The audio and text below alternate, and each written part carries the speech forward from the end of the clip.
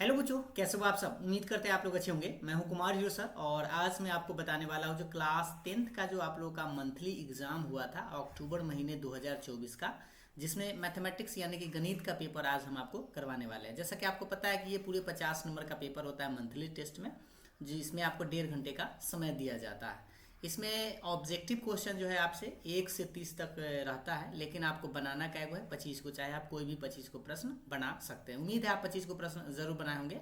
तो यहाँ पर हम आपको 30 प्रश्न बताएंगे ताकि आप आंसर आसानी से मिला सके और देख पाए कि आप कितना सही करके आए। तो देखिए, पहला सवाल आप लोग के सामने में ये था कि निम्नलिखित में कौन परिमेय है। परिमेय कहने का मतलब होता है जो रूट से बाहर निकल जाए। जैसे यहाँ पर जानते हैं कि 2 जो है रूट में है तो इसका वर्गमूल निकलेगा नहीं, 3 का भी नहीं निकलेगा, लेकिन 4 का वर्गमूल निकल जाता है 2, तो ये परिमेय है। और 5 का तो जानते हैं नहीं निकलेगा, तो कहें कौन सा आंसर होना चाहिए, ऑप्शन नंबर सी मारिएगा, क्योंकि आपसे परिमेय पूछ रहा था। क्योंकि रूट 2 भी और रूट 3 भी और रूट 5 भी क्या है, अपरिमेय संख्या है। उसके बाद दूसरा प्रश्न था द्विघात समीकरण इतना के हल है। हल मतलब इसको सॉल्व करना है और इससे आपको x का मान निकालना है। तो इसको आप फैक्टराइज कर सकते हैं या द्विघात सूत्र के मदद से भी बना सकते हैं, या आप ऑप्शन रख के भी आप चेक कर सकते हैं, लेकिन सबसे आसान तरीका इसको फैक्टर कर दीजिए। एक्स स्क्वायर लाना आपको देख लीजिए कि 10 पुराना है, माइनस में 10, तो -3x को ऐसे लिख सकते हैं 2x में से 5x घटा सकते हैं, क्योंकि 2 में से 5 घटाएंगे तो -3 आ जाएगा और -10 बराबर 0। इसको आप कॉमन लेके करिए, ये दोनों में से आप x कॉमन ले सकते हैं तो x प्लस 2 बचेगा। ये दोनों में से -5 लीजिएगा तो x प्लस 2 आएगा, क्योंकि गुना करके आप -10 पुरा लीजिएगा। अब इससे आपका आ गया कितना, x प्लस एक 2 आया और एक x -5 और बराबर 0। इसको जब जब कैलकुलेट करिएगा तो x का मान 2 आएगा, एक -2 आएगा और एक +5 आएगा। तो -2 और 5 यानी कि ऑप्शन नंबर आपका बी सही था। तीसरा सवाल है द्विघात समीकरण इतना के मूल है। मूल मतलब वही सॉल्व करके ही आपको फिर से बताना है। तो इसको सॉल्व करने के लिए आप क्या करिए, फैक्टर कर सकते हैं या आप इसको थोड़ा सा ऐसे हम तोड़ देते हैं। पहले भी इनका जोड़ घटाव भी बना लेते हैं। इसके बटा में कुछ ना तो एक, इसके बटा में एक, या आप डी निकाल के भी आप बना सकते हैं। तो इसको अगर हम गुना करेंगे तो यार दूना 16x² माइनस में 8x प्लस 1 और बराबर के बाद 0 हो जाए, क्योंकि बटा में जो 8 आएगा उसको हम 0 में भेज देंगे तो 0 आ जाए। अब इसको आप डायरेक्ट ऐसे कर सकते हैं 4x, ऐसे 4x का स्क्वायर -2ab इंटू 1, क्योंकि 4 दूना 8 हो जाएगा, प्लस में 1 का स्क्वायर बराबर 0। और ये जो है ये 4x - 1 का होल स्क्वायर बराबर 0। इससे आपका 4x - 1 बराबर 0, तो x बराबर आएगा 1/4, लेकिन स्क्वायर था तो 2 को मान आएगा सेम 1/4 और 1/4, यानी कि आप मारिएगा ऑप्शन नंबर डी। अगर आप इसको और डिटेल्स में बनाना चाहते हैं तो आप ABCD छाँट के डी निकालिए और उसके बाद जो फॉर्मूला होता है द्विघात सूत्र का वो लगाइए, आपका आंसर आ जाएगा। उस थोड़ा समय लग जाएगा, ऐसे आप कर सकते हैं।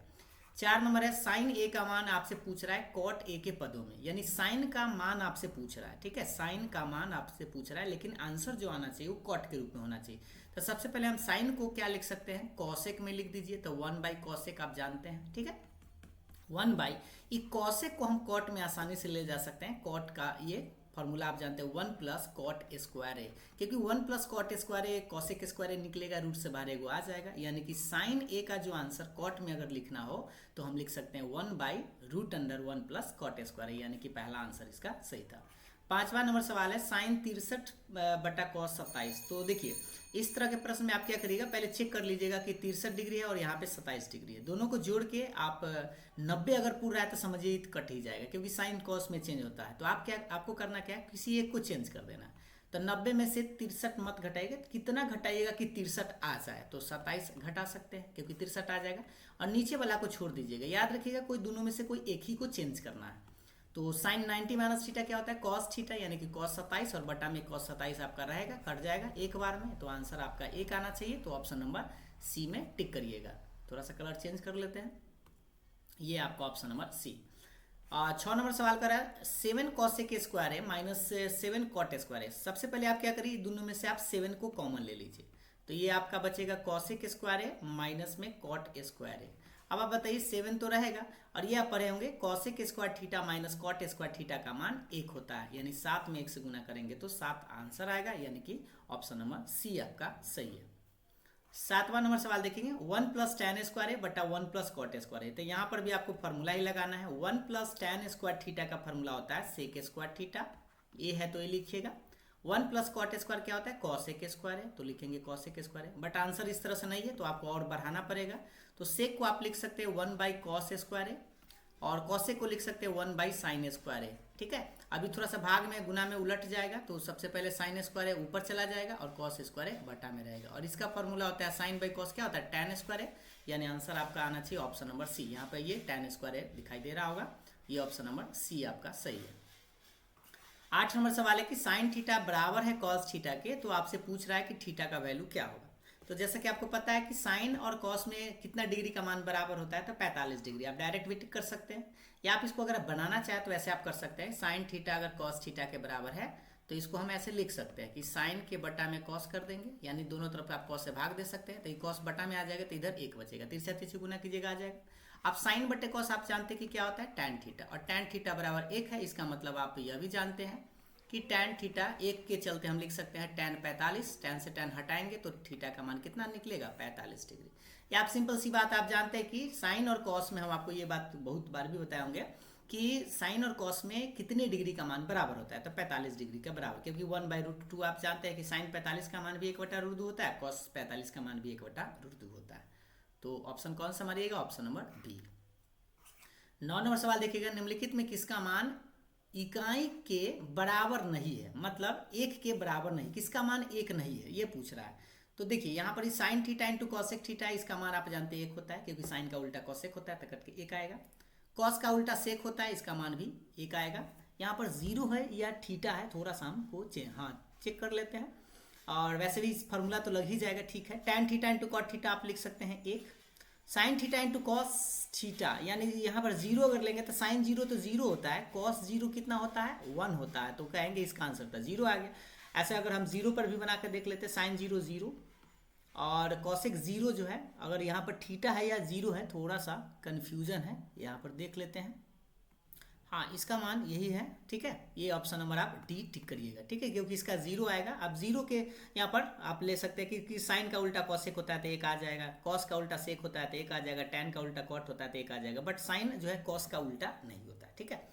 अगला सवाल देखिएगा, 10 नंबर का आ रहा है कि किसी वृत्त के व्यास के एक छोर तथा केंद्र के निर्देशांक क्रमशः 1,4, 2,-3 है, तो इसके व्यास के दूसरे छोर के निर्देशांक क्या होगा, थोड़ा सा आपको बनाना पड़ेगा। चलिए इसके थोड़ा सा पिक्चर बना लेते हैं। ये मान लीजिए आपका व्यास है वृत्त का, केंद्र का निर्देशांक दिया हुआ है। देखिए वृत्त के एक छोर मतलब मान लीजिए ये छोर है पहला, ये कितना है, एक छोर का निर्देशांक यहाँ पर 1,4 है, और केंद्र में बीच में दिया हुआ है 2,-3, और ये लास्ट वाला छोर आपसे मान लीजिए ये आपका सी है, और ये बीच में आपका बी है, ठीक है, बी मध्य बिंदु है AC का। तो यहाँ पे मध्य बिंदु से आप निकाल सकते हैं, मध्य बिंदु का फॉर्मूला, इस पॉइंट का नाम ले लेते हैं x, y, और मध्य बिंदु से आप जानते हैं कि x1 + x2 होता है, तो यहाँ पर 1 + 4 लिखेगा, x + 1 बटा 2 और y + 4 बटा 2, ये मध्य बिंदु का पॉइंट आया। लेकिन यहाँ पर दिया गया है कितना, 2,3 के बराबर, 2,-3 के बराबर। इसको सोल्व करना है, x का मान आ जाएगा, ये आप सोल्व करिएगा तो थोड़ा सा हम कलर चेंज करके सोल्व कर देते हैं, यहाँ पर थोड़ा जगह कम जाता है। x + 1 बराबर, ये जब 2 के बराबर करेंगे इसको तो 2 दूनी 4 हो जाएगा, यानी कि x का मान आएगा 3, ठीक है, x का मान 3 आ गया। y का मान निकालेंगे तो देखिएगा ध्यान से, यानी y + 4 बराबर हो जाएगा माइनस में 6, माइनस ये 4 को हम उधर ले जाएंगे तो ये माइनस में 10 आएगा, तो 3, आपका -10 आंसर आएगा। 3, -10 देख लीजिए किधर है, ऑप्शन नंबर आप सी टिक करिएगा, ठीक है। 11 नंबर का रहा है, बिंदुओं इतना और 4,-3 को मिलाने वाली रेखाखंड को आंतरिक रूप से 2:3 के अनुपात में विभक्त करने वाले बिंदु के निर्देशांक बताना। तो ये तो विभाजन सूत्र आपको लगा देना है, mx2 + nx1 बटा में m + n, ठीक है, और फिर होगा my2 + ny1 बटा में m + n, ठीक, ये आपको पॉइंट से निकाल देना है। तो ये तो थोड़ा सा जगह की जरूरत पड़ेगा, ऐसे हम देखते हैं। यहाँ पे पहले पॉइंट हम लिखते हैं, m का मान आप देख लीजिए 2:3 है, तो m का मान 2 है, और आपको x2 चाहिए तो x2 आपका 4 है, प्लस उसके बाद हमें चाहिए n का मान mn होता है 3 है, और x1 का मान हमें -1 है, बटा में आपका दोनों जुड़ेगा तो 2 + 3, एक निकालिए, कॉमा के बाद इधर थोड़ा लिख लेते हैं। my2 होगा, my2 मतलब कि 2 × y2, देख लीजिए ये आपका y2 जो है आपका -3 है प्लस n कितना है, n आपका 3 है गुना y1 और y1 आपका 7 है और बटा में आप जानते हैं 2 + 3 ही रहेगा। ठीक, अब इसको थोड़ा 4 दूनी 8 में से 3 घटाएंगे तब 5/5 और ये आपका 3 दूनी माइनस में 6 7 या 21, 15 6 21 होता है। इस तरह से काटेंगे तो 1:1,3 आना चाहिए, तो पहला आंसर ही इसका सही था। ठीक है, 12 नंबर का रहा निम्नलिखित में कौन पाइथागोरियन ट्रिक नहीं है। ठीक है, तो कौन सा ट्रिक नहीं है, ट्रिक मतलब आपको जानते हैं कि पाइथागोरस जो है कर्ण स्क्वायर बराबर लंबे स्क्वायर जो आधार स्क्वायर फॉलो करता है, कौन कौन करता है। तो देखिए जैसे आपको बताए भी थे 3 4 5, 3 का स्क्वायर 9, 4 के स्क्वायर 16 और 5 के स्क्वायर 25, ये दोनों को जोड़ेंगे वर्ग करके तो तीसरा के बराबर आ जाएगा। 5 12 13 भी होता है, 6 8 10 भी होता है, लेकिन 2 3 4 वर्ग नहीं होता क्योंकि 2 का स्क्वायर 4, 3 के स्क्वायर 9, 9 4 13 और इधर आ जाएगा 4 के स्क्वायर 16, तो ये तो दोनों तो बराबर होगा नहीं, तो यही ट्रिक नहीं है, यानी कि ऑप्शन नंबर ए टिक करिएगा। ठीक है, नहीं पूछ रहा था आपसे। 13 कह रहा है किसी समकोण त्रिभुज के लंब आधार कर्ण क्रमशः दिया हुआ है, तो आपसे पूछ रहा है एच स्क्वायर, तो ये तो फॉर्मूला पढ़े हैं। एच स्क्वायर बराबर आप क्या जानते हैं, P A square plus B A square होता है, तो ये तो आप डायरेक्ट टिक कर ही सकते थे, तो P A square plus B A square यानी कि ऑप्शन नंबर सी सही था। 14 नंबर सवाल देखेंगे, समकोण त्रिभुज के क्षेत्रफल क्या होते हैं। तो समकोण त्रिभुज मतलब मान लीजिए एक समकोण त्रिभुज है कुछ इस तरह से, ठीक है, और ये आपका आधार है और ये आपका ऊंचाई है और ये आपका कर्ण है। ठीक, तो कर्ण की तो जरूरत है नहीं क्योंकि आप जानते हैं समकोण त्रिभुज का क्षेत्रफल क्या होता है, 1/2 आधार गुने ऊंचाई, यही आप लगाइएगा, ऑप्शन नंबर बी सही हो। और ये जो आप देख रहे हैं पहला ऑप्शन √3/4, ये समबाहु त्रिभुज का होता है, ये आप किसी भी त्रिभुज में आप लगा सकते हैं, लेकिन समकोण त्रिभुज में आप ये लगा सकते हैं ऑप्शन बी। और ये क्या है, 1/2 आधार प्लस ऊंचाई, ऐसा कोई फॉर्मूला नहीं होता है। 15 नंबर सवाल देखेंगे, यदि किसी समकोण त्रिभुज का कर्ण आधार क्रम से दिए हुए हैं तो लंब की लंबाई पूछ रहा है। समकोण त्रिभुज पहले हमें बनाना पड़ेगा, एक मान लीजिए ये समकोण त्रिभुज है, ठीक है। समकोण त्रिभुज में देख लीजिए कि त्रिभुज का कर्ण जो है आपका 29 है, यानी ये कर्ण 29 है और आधार जो है आपका 20 है। ये आपसे ऊंचाई पूछ रहा है, ठीक है, तो ये पी पूछ रहा है लंब इस तरह से, तो 29 के स्क्वायर में से घटा दीजिए, 29 के स्क्वायर माइनस 20 के स्क्वायर यानी पी बराबर √अंडर ऐसे आप निकल जाएगा। तो इसको आप लिख सकते हैं कितना, एक बार 29 + 20 या गुना कर सकते हैं और 29 - 20, ठीक है। तो ये जोड़ेंगे तो 49 और ये आपका 9 आ जाएगा, यानी 7 × 3 निकलेगा 21 सेंटीमीटर इसका आंसर आएगा, तो ऑप्शन नंबर डी होगा। आप ऐसे कर लीजिएगा, हम थोड़ा सा ऐसे कर लिए हैं, प्लस मीटर माइनस भी लगा दिए, नहीं तो आप 29 के स्क्वायर में से 20 का स्क्वायर घटाइएगा, जो आएगा उसका वर्गमूल निकालिएगा तो आपका 21 आएगा, 441 आएगा। अब 16 नंबर देखेंगे, समकोण समद्विबाहु त्रिभुज के आधार की लंबाई 5√2 सेंटीमीटर हो तो उसका क्षेत्रफल क्या होगा। तो देखिए समकोण समद्विबाहु, पहले तो समकोण भी कह रहा है और समद्विबाहु भी बोल रहा है, मतलब दो भुजा बराबर भी है, तो कुछ इस तरह से हम बना लेते हैं, दो भुजा बराबर मान लेते हैं, ये भुजा और ये भुजा बराबर है, ठीक। और आधार की लंबाई दिए हुए 5√2, तो ये 5√2 है तो ये भी आपका 5√2 हुआ, ठीक है, ये समकोण है। और इसका क्षेत्रफल पूछ रहा था, इसका क्षेत्रफल 1/2, आधार का मान 5√2, ऊंचाई का मान भी 5√2 हुई होगा क्योंकि दो भुजा बराबर ही होता है समद्विबाहु में। अब इसको काटेंगे तो देख लीजिए 1/2 रहेगा, गुना कर लीजिए, 5 के स्क्वायर 25 हो जाएगा और √2 में √2 से तो सीधा 2 से 2 कटेगा, यानी 25 आपका आंसर आएगा, 25 सेंटीमीटर स्क्वायर यानी वर्ग सेंटीमीटर। 17 पूछ रहा है, दो समरूप त्रिभुज ABC और DEF के क्षेत्रफल क्रमशः 121 वर्ग सेमी तथा 49 वर्ग सेमी है, यदि CA का मान 11 सेंटीमीटर, FD की लंबाई क्या होगा पूछ रहा है। तो सबसे पहले हम क्या करेंगे, ध्यान से देखिएगा, तो देखिए यहाँ पर आप क्या लगाइएगा, आप ये दो समरूप त्रिभुज के क्षेत्रफल का जो अनुपात होता है वो भुजाओं के वर्गों के अनुपात के बराबर होता है, तो आप ऐसे लगा सकते हैं, CA आपका एक भुजा है तो क्षेत्रफल यानी 121/49 और इधर लगा दीजिएगा CA बटा यहाँ FD है, FD के वर्गों के अनुपात के बराबर, ये फॉर्मूला, इसको आप काटेंगे तो थोड़ा सा देखिए 121/49 बराबर रहेगा 11/FD और का होल स्क्वायर है, तो स्क्वायर हटा देंगे तो रूट इधर आ जाएगा, तो 11/7 इधर आएगा, 11/FD, FD है तो 11 से 11 कटेगा, गुना करेंगे तो FD का मान जो है आपका 7 सेंटीमीटर आएगा, तो ऑप्शन नंबर आप डी टिक करिएगा। ये सवाल आपके फाइनल एग्जाम में भी कई बार पूछा हुआ है। यदि दो समरूप, अगला सवाल देखिएगा, यदि दो समरूप त्रिभुज की भुजाएं क्रमशः 2:3 के अनुपात में है तो उसको क्षेत्रफलों का अनुपात, तो क्षेत्रफल का अनुपात क्या होता है, भुजाओं के वर्गों के अनुपात, यही सेम फॉर्मूला यहाँ पर लगाना है।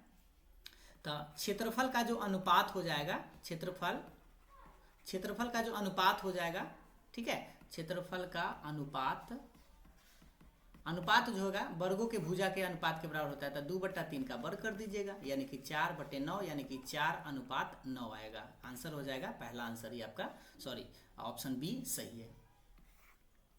19 नंबर सवाल देखिएगा कि त्रिभुज ABC BDE दो समरूप त्रिभुज इस प्रकार है कि BC का मध्य बिंदु D है। तो ये तो क्वेश्चन बहुत बार हम बताए थे। मान लीजिए इस तरह से एक त्रिभुज है A B और C, ठीक है, और क्या कह रहा है, BC का मध्य बिंदु D है। तो मान लीजिए BC है, इसमें मध्य बिंदु D है और समरूप कह रहा है, तो इस तरह से हम एक मिला देते हैं, यहाँ पर E ले लेते हैं। और इस ट्रायंगल और ये दोनों तो समरूप है, ट्रायंगल ABC, बड़ा वाला ट्रायंगल और छोटा वाला ट्रायंगल जो है समरूप है। तो इसका क्षेत्रफल का अनुपात क्या होता है, तो इसका तो हम बताए थे 4:1 होता है, कई बार बनाकर, और पिछला बार भी यही सवाल आपसे पूछा गया था, ठीक है। 20 नंबर, किसी बाह्य बिंदु से एक वृत्त पर कितनी स्पर्श रेखाएं खींची जा सकती है। तो सपोज कीजिए एक वृत्त है और यहाँ पर एक पॉइंट है, इसे हम स्पर्श रेखा खींच के देखते हैं। यहाँ से एक खींच सकते हैं, यहाँ से एक खींच सकते हैं, और देखिएगा तो और कोई स्पर्श रेखा आप नहीं खींच पाएंगे, यानी कि केवल और केवल 2 ही स्पर्श रेखा आप खींच सकते हैं बाह्य बिंदु से, ठीक है। तो इस तरह से आंसर आपका ऑप्शन नंबर बी होगा। 21 देखिएगा, दो गोले के पृष्ठ क्षेत्रफलों का अनुपात जो है 16:9 है, तो उसके आयतनों का अनुपात। तो इस तरह के प्रश्न आसानी से बना सकते हैं। क्षेत्रफल में स्क्वायर होता है, तो इसका पहले वर्गमूल निकाल दीजिए, तो कितना हो जाएगा, 4:3 हो जाएगा भुजा का अनुपात, ठीक है, या वही त्रिज्या का अनुपात। और आयतन में क्यू होता है, बस इसको क्यू कर दीजिए, तो 4 का क्यू कर दीजिए और 3 का क्यू कर दीजिए। तो 4 का क्यू आप जानते हैं कि कितना होता है, 64 होता है, और 3 का क्यू 27, यानी 64:27, यानी ऑप्शन नंबर बी आपका सही है। 22, यदि किसी गोले का पृष्ठ क्षेत्रफल 616 वर्ग सेमी हो तो उसका व्यास बताना है सेंटीमीटर में। तो गोले का पृष्ठ क्या होता है, 4πr² होता है, पाई का मान 22/7 r², ठीक है, 4πr² होता है, बराबर में 616 आप लिखिएगा। अब इसको काट कूट कर देखिए, 22 से ही कटना चाहिए, ठीक है, 22 दूना 44, ठीक है, इसको काट के, या पहले 4 से ही काट सकते थे, या चलिए हम इसको अब काट दिए 22 से, तो 22 से हम भाग देकर ही देख लेते हैं, 616 है। 22 दूना 44, 22 से 66 ज़्यादा हो जाएगा, ठीक है, ये आपका 11 यानी कि 7 बच जाएगा, और ये 17, और ये 22 से 8 6 28 बार में ये कट जाएगा, ठीक है, 28 बार में कटेगा, तो इसको भी काट सकते हैं 7 बार में, यानी कि r² बराबर 7 में 7 से गुना करेंगे तो 49, यानी r का मान 7 आएगा। लेकिन 7 जल्दी से मत मार दीजिएगा, क्योंकि आपसे व्यास पूछ रहा है, तो व्यास तो दुगुना होता है त्रिज्या का, तो d बराबर हो जाएगा 2r, r के मान 7, यानी कि 14 सेंटीमीटर आपका आंसर आएगा। तो ऑप्शन नंबर कौन सा मारिएगा, ऑप्शन नंबर सी टिक करिएगा, ठीक है। 23 कह रहा है कि यदि किसी गोले की त्रिज्या को दोगुना कर दिया जाए तो इसका आयतन क्या होगा। किसी गोले की त्रिज्या को दोगुना कर दिया जाए तो आयतन पूछ रहा है। तो मान लीजिए पहले से r था, तो गोले का आयतन होता है 4/3 πr³, ठीक, पहले से। लेकिन अब त्रिज्या को दोगुना कर दिया गया है, मतलब 4/3 पाई तो है, r के जगह 2r कर दिया गया, पावर 3 रहेगा। अब देखिए इसको जब हम गुना करेंगे तो हमें मिलेगा 4/3 रहेगा, पाई तो रहेगा, 2 का क्यू 8 हो जाता है, यानी 8r³, 8 एक्स्ट्रा आ गया, मतलब 8 गुना हो जाता है, ठीक है। तो ये आपका आंसर हो जाएगा ऑप्शन नंबर सी।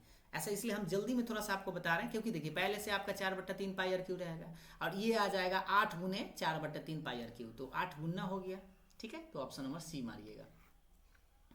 24 कह रहा है अर्धगोले का संपूर्ण पृष्ठ क्षेत्रफल क्या होता है। अर्धगोले का संपूर्ण पृष्ठ, तो अर्धगोला में आप जानते हैं कि ये अर्धगोला है, इस तरह से, ठीक है, ये कटोरा बना लिए अर्धगोला।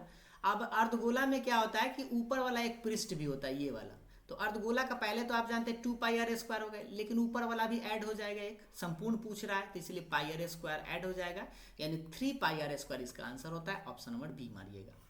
25 नंबर कह रहा है 1 घन मीटर का मान क्या होता है। तो देखिए 1 घन मीटर यानी 1 मीटर क्यू जो होता है वह 1000 लीटर के बराबर होता है। तो कौन सा है, ऑप्शन नंबर सी आपका सही है, ये तो फॉर्मूला ही है। 26 कह रहा है समान त्रिज्या और ऊंचाई वाले बेलन और शंकु जो एक ही आधार पर स्थित है का आयतन का अनुपात पूछ रहा है। बेलन और शंकु का, लेकिन त्रिज्या और ऊंचाई दोनों का समान त्रिज्या और ऊंचाई वाले, यानी कहने का मतलब त्रिज्या भी समान है और ऊंचाई भी समान है। मान लीजिए आधार भी सेम है, तो त्रिज्या और ऊंचाई सेम है, तो शंकु का पहले कितना है, बेलन का अनुपात, बेलन का आयतन क्या होता है, πr²h, बट्टा में शंकु का होता है 1/3 पाई आर स्क्वायर एच। ये सब तो सेम है तो कट ही जाएगा, ठीक है, सब कट जाएगा, तो यानी 3:1 इसका आंसर आएगा ऑप्शन नंबर डी। क्योंकि पहले बेलन है तो ये बट्टा में जो 1/3 है सब ऊपर चला जाएगा, 3 हो जाएगा, ठीक। तो आंसर आपको ऑप्शन नंबर डी मारना है।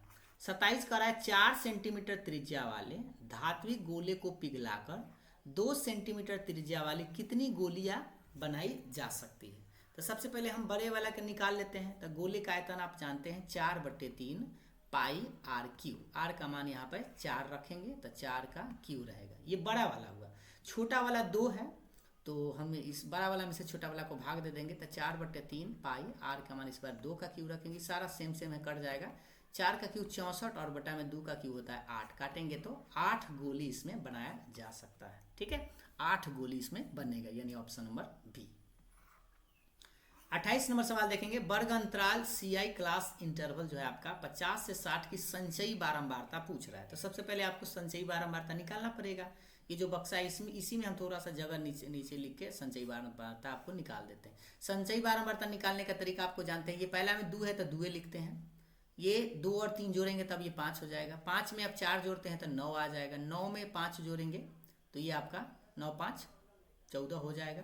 14 में 6 जोड़ेंगे तो 20 आएगा, यानी कि कौन सा कहिएगा, ऑप्शन नंबर डी सही है। क्यों? क्योंकि आपसे 50 से 60 की संचयी बारंबारता आपसे पूछ रहा है। देखिए संचयी बारंबारता निकालने का एक तरीका फिर से समझ लीजिए।